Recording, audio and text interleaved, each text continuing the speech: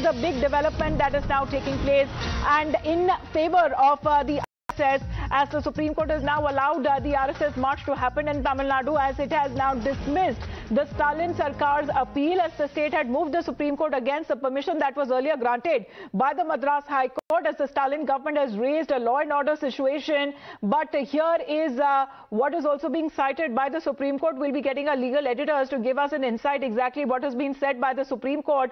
But this is a big development that has now taken place in the case, because this was the route march verdict of the RSS that was expected today, and that has happened at around 10:30 a.m. Right now, breaking the first news right here on Times Now. Harish, tell us exactly what has been said by the Supreme Court.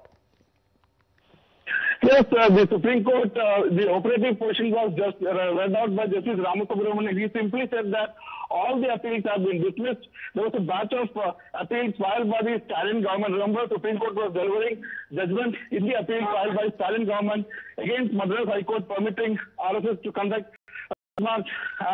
After appeal was filed, notices were issued and RSS had deferred the march, which was originally scheduled for March 5th. Remember, a single judge had imposed conditions on the proposed statewide route march, asking the RSS to hold the march indoors, enclosed space like stadium. But division bench allowed the march. Accordingly, division bench directed the appellants to approach the state authorities with 3 dates, out of which one was to be accepted by the state government. But again, that all right. Stalin government came to Supreme Court. The state told Supreme Court that fundamental rights of RSS and the interests of the state need to be balanced. We are not totally opposed to this march, but they must follow conditions set by us. Because of the use for Tamil Nadu government has cited apprehension for disturbance of public peace, law and order in view of the ban for PFI in September 22, and has said that in 5 or 6 districts through which the proposed march will pass, PFI is strong and there could be communal clashes. And we have also submitted intelligence reports to High Court. But Jethmalani and Menaka Guruswamy who had appeared for RSS. Right. I just want to bring in Mr. Ratan Sharda also with us here on the broadcast, sir. This is said to be a big win for the RSS in the Supreme Court, sir. How are you looking at this verdict that has now been announced by the Supreme Court, allowing the RSS march to happen in Tamil Nadu, sir?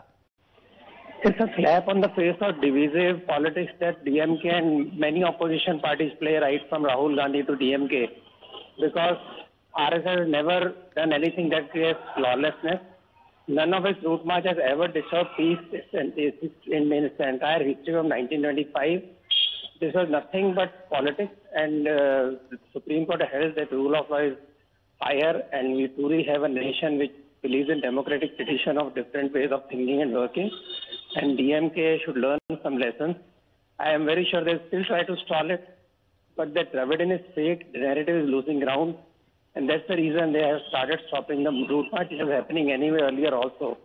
So this is not the way you can stop a ideology or a philosophy to grow vis-a-vis what these people have tried to thrust upon us. All right. Thank you very much, Mr. Ratan Sharda, for joining in. Mr. Kovai Satyan is also with us. How big a setback do you look at it as far as the Stalin Sarkar is concerned? Because earlier the Tamil Nadu government had told the Supreme Court that it was not entirely opposed to the RSS conducting its program, sir. Yeah, yet another incident wherein DMK's narrative failed in front of judiciary. L&O is certainly a state subject, but citing L&O as an issue, you cannot say that the democratic right cannot be offended by an organization. RSS has given in writing that they plan to conduct a peaceful march, which falls under their democratic right. But citing L&O and intelligent inputs to suit their political narrative is not good. I think let me take that to Mr. Saravanan as well. Mr. Satyan, request you to stay on with us. Mr. Saravanan, how do you take as far as what the Supreme Court has been now saying? Mr. Saravanan?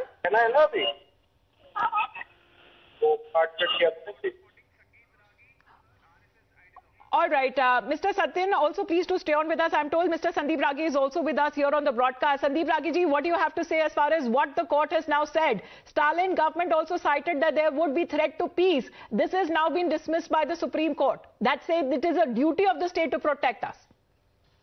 Exactly. So RSS is not a banned organization and never has been involved in any such kind of procession.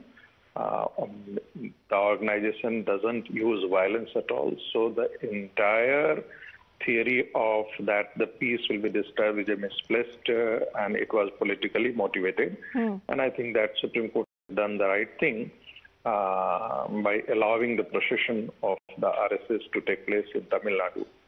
You know, everywhere RSS is the largest organization of the world, has been involved in several such activities. It has almost 64 ancillary organizations working in different domains, including the student organization, the Banwasi Kshetra, the trade union body.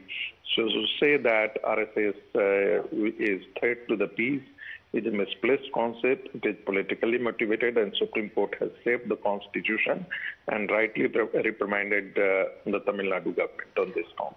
All right. Professor Agi, thank you very much for joining us here on the broadcast. We are getting multiple reactions as we are trying also for a DMK reaction on this. Exactly what has now been pronounced by the Supreme Court this morning is what the judges has been saying, Harish, that all the SLPs have now been dismissed.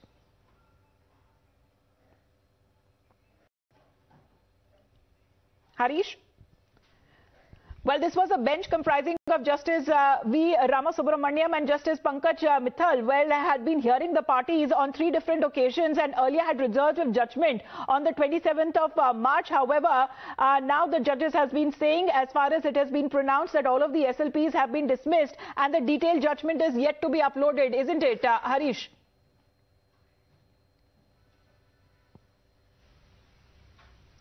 Yes, that's right. In the open courtroom, just one sentence was said by Justice Ramasubramaniam that all SLPs have been dismissed. Remember, several issues of core importance, of constitutional importance were raised in this hearing. Remember, while reacting to Senior Advocate Mukul Rohtagi's argument, he had appeared for Tamil Nadu government that the RSS has to respect the state sentiments. The court has to balance the fundamental rights of RSS and also the interest of the state. Mahesh Jethmalani and Guruswamy, who had appeared for the RSS, had raised the issue of fundamental right of speech, expression and to assemble, which the Madras High Court had very significantly said that it's very sacrosanct and crucial to the fundamental to the citizens of the country and which is enshrined in the Constitution. So the Supreme Court has in a way upheld the Madras Division Bench of the High Court, Madras High Court's judgment in toto, which means that